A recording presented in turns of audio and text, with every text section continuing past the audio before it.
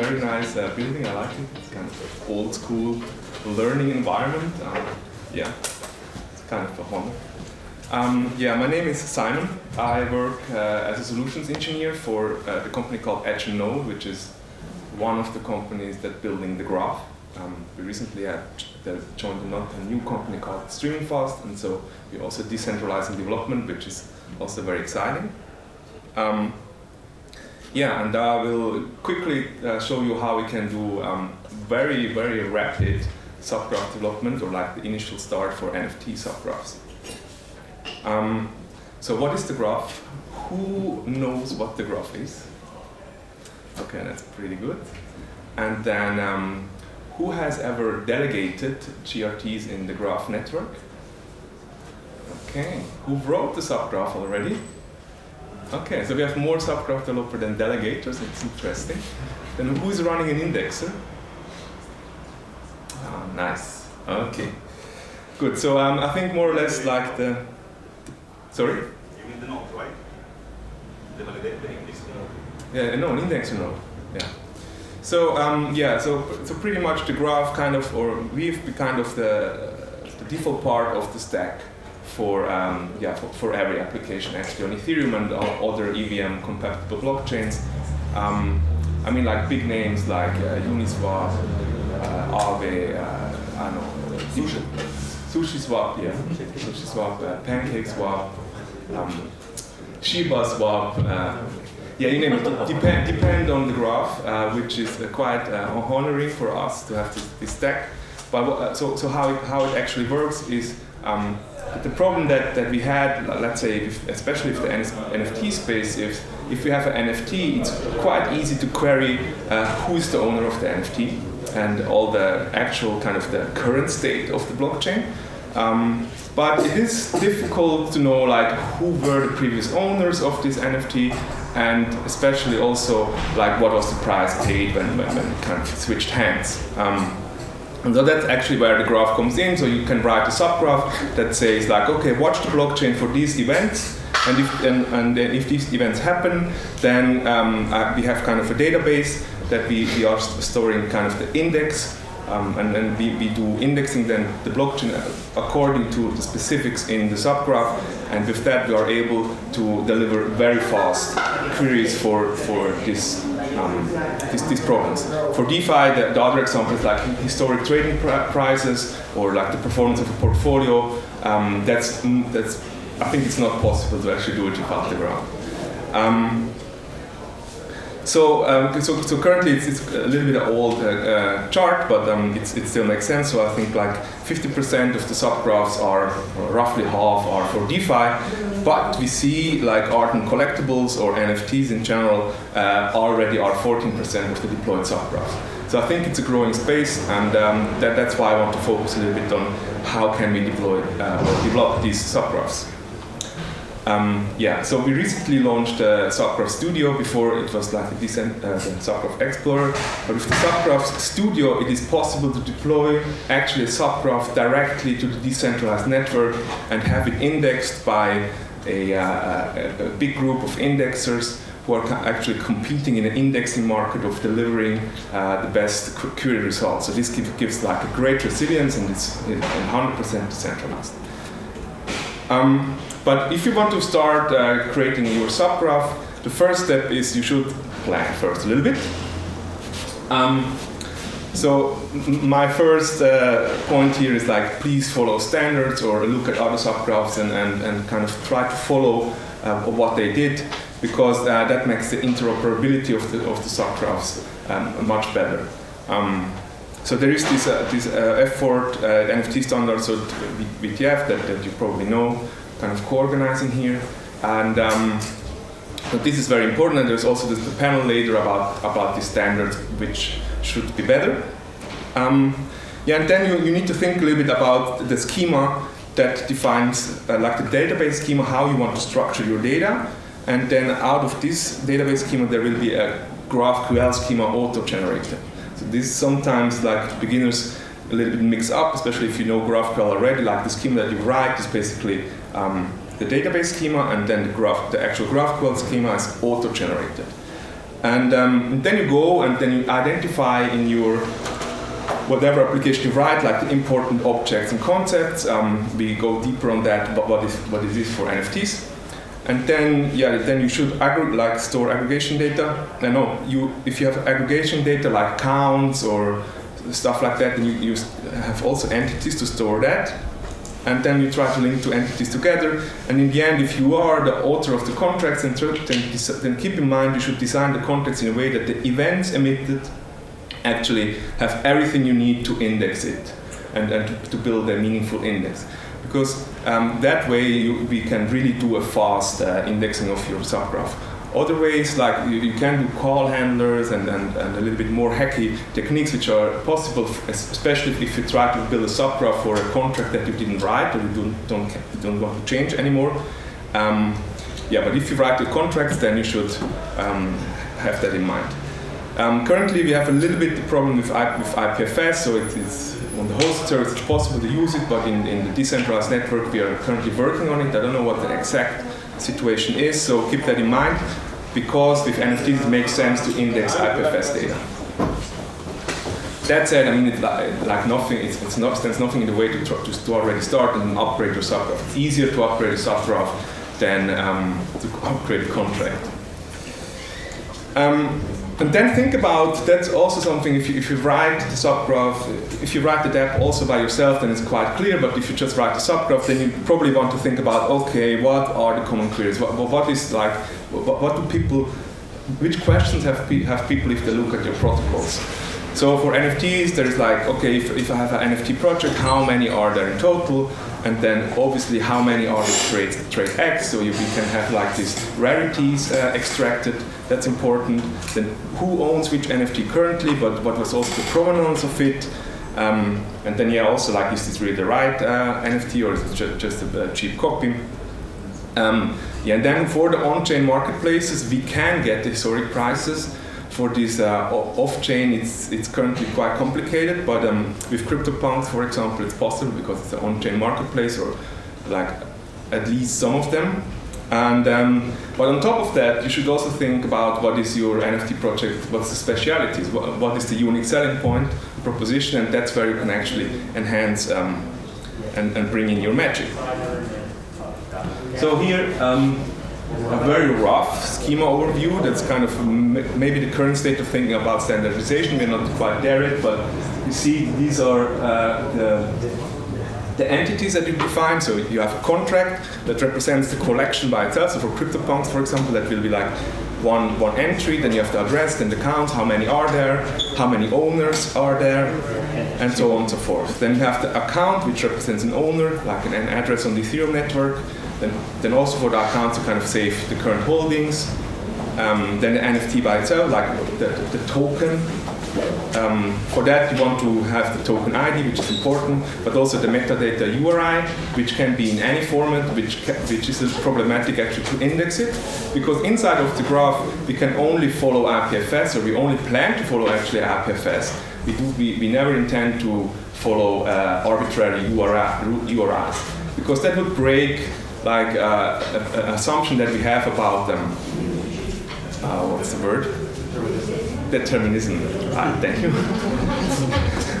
and we need the determinism for indexing the subgraphs to prove if an indexing is right and if a query is right, because we have a decentralized network of indexers, and you can imagine that maybe a malicious indexer would try to deliver wrong data. And if that happens, we need to prove like, okay, this data is wrong. And for that, all data needs to be deterministic. So we cannot just like go HTTPS like URI/API/JSON, because then it would be so easy to just change that URI, or sometimes your server is down or whatever. So keep that in mind. That's also maybe the biggest problem with NFTs currently, in my opinion, that some of them are just like linking to a metadata URI, and who knows how long this URI will be available.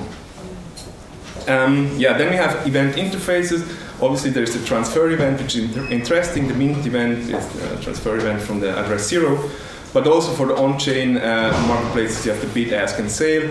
For every event, it's recommended to have like a block number, block hash, and a timestamp, so you can have like this helps to query or order or sort and sort your queries. Then you have metadata if available, and also traits if available. You can do separate entities that also helps with querying. Oh.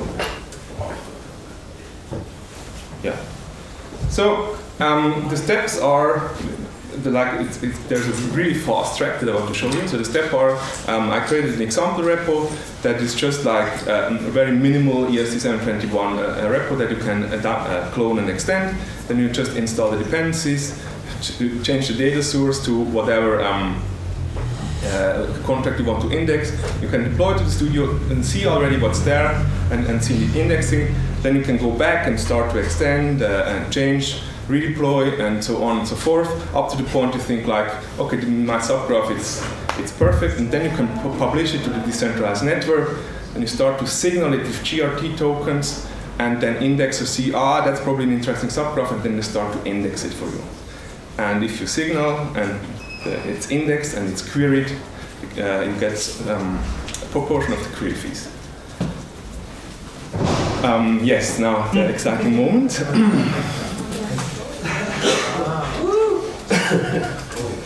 So, where is this mouse? Okay, so I created this very quick app on top of a subgraph written by Hadrian. So there is a kind of this is generic like a ERC721 subgraph that actually just indexes all of the ERC, just checks every transfer that happens. So you see like these are actually the transfers that happen currently. So we see, for example, that's maybe a good example. So this is, I don't know, some untamed elephants. Probably a cool NFT project, let's check it out. I need to work on the mouse. Oh, here is it. Okay. So we can go to Etherscan.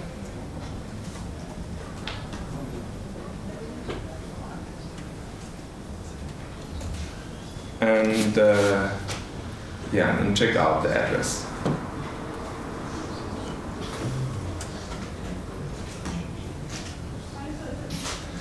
And here is the subgraph repo. You can just clone this and download this. And then we have it here. I already downloaded it because, I don't know about the network.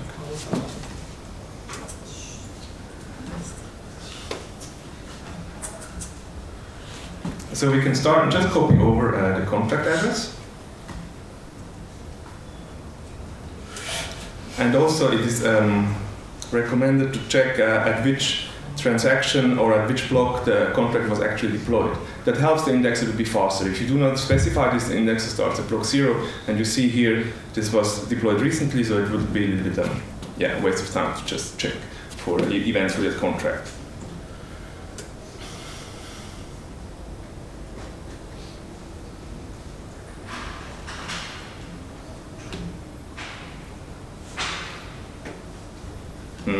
Name is untamed elephants. And that's already it. Now you can go to the actually to the graph.com. Here is the Subgraph Studio. Connect. MetaMask. You're rich. It's a ring by.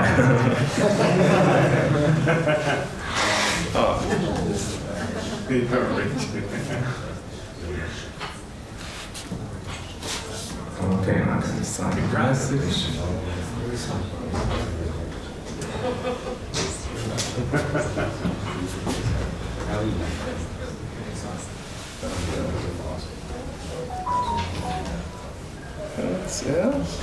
Without the space. But it adds the slugifies here.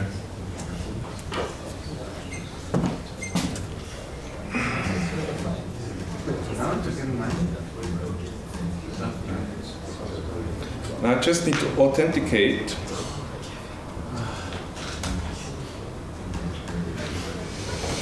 Please don't copy that.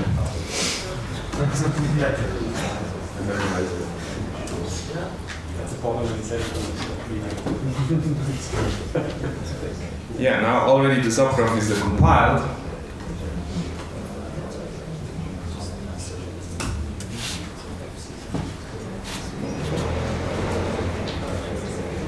Yeah, you should give a version number. So anytime you change, you have to deploy a new version so that also the indexers know that there is a new version on the same subgraph. And you see now it's deployed already. We have this kind of new URLs here, and in the background, magically, the studio already knows that there is a new subgraph deployed. Now let's check. I mean, progress of syncing is already not bad. You can check to start the query, and yeah. It already has the tokens and some owners, see? So we have now, in 5 minutes, created our first NFT subgraph from a random project. And if it's your project, you're now able to go in here and work on the schema, extend the schema, and then work on the mappings file, actually. And here you can extend whatever, look what's there, and then you can create a new version and redeploy. And yeah, that's it. So it's pretty easy to make these subgraphs. It's a very important building block on dApps, on modern dApps. And yeah, and since 2 weeks it's possible to deploy fully decentralized subgraphs. I think that's something you should try to do.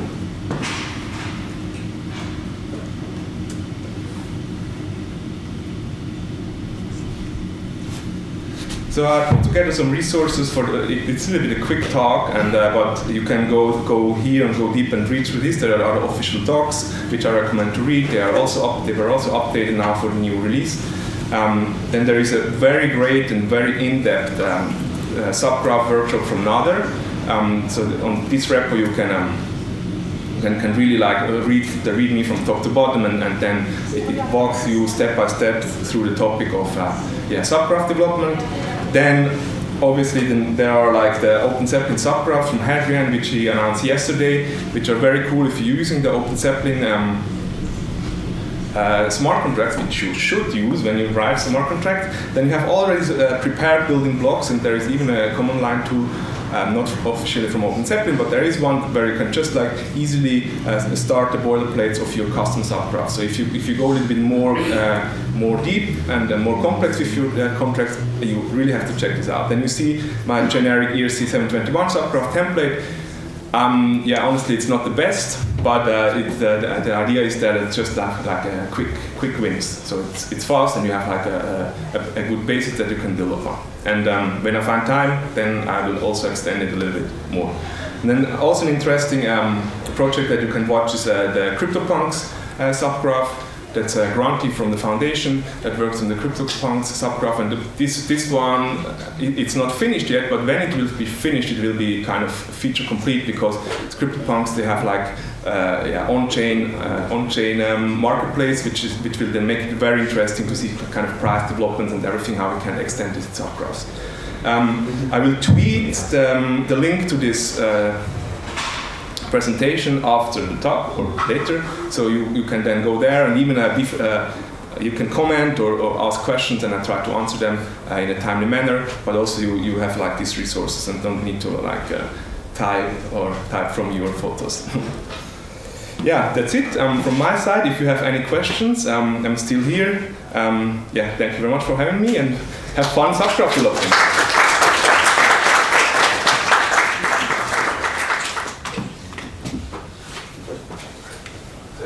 You mentioned that you can actually have the mappings file follow IPFS links. The mapping files? Can you have that actually follow? Like if it's an IPFS token URI, can you have that follow it and then pull that data into the graph as well? Yeah, if it's the problem with the IPFS URIs is like first it's something that we did not enable on the decentralized network yet, but we are working it with Hyperthread. It's one of our top priorities. Okay, so this will come follow links yet. Okay, so but you can still use it, and as a workaround you can deploy on the old Graph Explorer hosted service. It's still around, the Legacy Explorer. I can show you. It's actually, if you go somewhere here. Explorer and then Legacy Explorer. So that was the old interface. So this is still working, and there you can still use IPFS. But with IPFS you need to be careful. If it's an IPFS URI, like IPFS ://, it's not easy to parse that. So you would need to write special, or even if it's HTTPS ://IPFS.io IPFS, then you need to parse the string first, which is a little bit advanced if you're in a beginner with assembly script. You just want the CI. But if you have just the hash, then there's actually like a tool, IPFS, where you can get it and then parse the JSON and then read the JSON as an object, which is very convenient. But again, the problem with IPFS is the data availability is not guaranteed. Right. So if you have the hash and it's around, then it's deterministic, but it could be that the file is not around, and that's why it's non-deterministic, which is something that we're researching now. How do we handle that problem? Yeah. Other questions? Yes? It's interesting to find out what's your experience with IPFS. Is it reliable? Like, did you have any problems with that? And the second question is, like, if IPFS is so good, why people need Filecoin? Like, if everything is fine on IPFS, why would one ever pay to Filecoin? At first, our experience with IPFS are like, how can I say?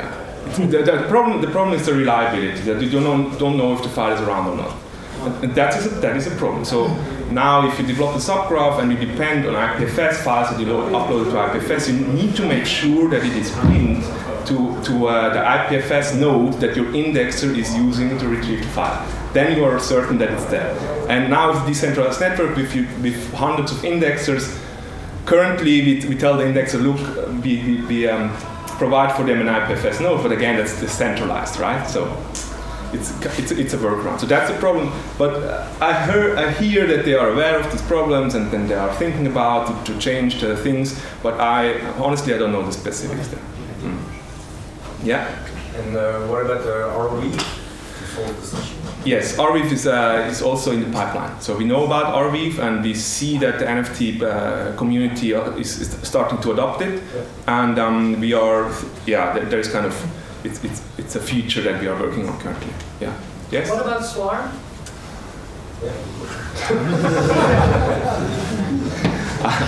I don't know about Swarm actually, if there is something going on. But in general, the graph node is open to integrate with every data source. So if there is a data source, there is a good demand for a data source, and we see it makes sense, then we are open to integrate it. So feel free to reach out or open an issue on the graph node repo that you want to have Swarm integration, and then we will put it into the group. Yeah. Other questions? Thank you very much for your time. It was an honor. Thank you so much.